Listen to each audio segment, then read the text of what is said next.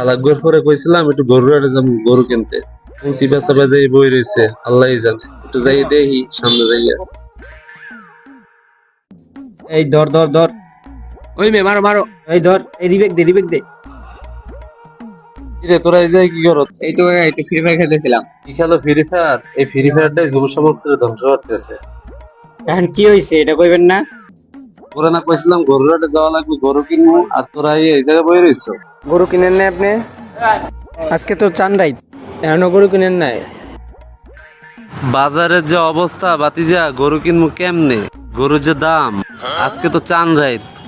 গরুর ব্যাপারে তো গরু নিয়ে আছে বইয়া, আজকে তো গরুর দাম থাকবে কম। দেই একটু গরুর হাটে যাইয়ে গরুটা কিনতে পারি কিনা।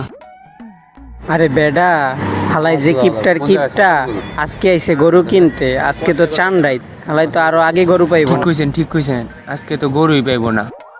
কিরে তোরা কানে কানে কি কইতেছস? আরে কিছু না, আপনার বুদ্ধির কথা কইতেছি, আপনার মাথায় অনেক বুদ্ধি আছে। আরে বাইস্তা, বুদ্ধি থাকবো না? চুল কি এমনি এমনি পাকছে? বয়স কি আর কম হয়েছে আমার? আচ্ছা অনেক হয়েছে, চল গরুর হাটে যাই। হ্যাঁ চলেন।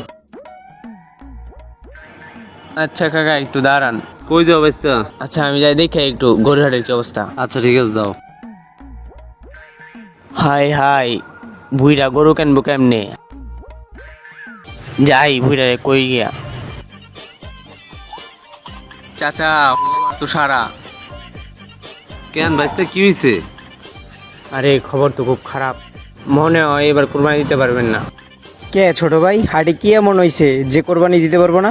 চলেন আপনাকে দেখাই, আইন লোন। আচ্ছা চলো যাই দেখি। এই যে দেখেন পুরা হাটের কি অবস্থা। কাম সারছে, হায় আমার আর সারা, এখন আমি গরু কিনবো কেমনে? মিয়া আপনারে আমি আগেই কইছিলাম গরু কিনেন, শুনলেন না তো আমার কথা। লন এখন ঠেলা সামনান। বেডা এটা তো আগে বুঝি নাই, বুঝলে তো তোর কথাটাই শুনতাম। এখন আমি কেমনে কোরবানি দিমু? অতি চালাকের গলায় দড়ি, বেশি কিপটামি যারা করে তাদের এই অবস্থাই হয়।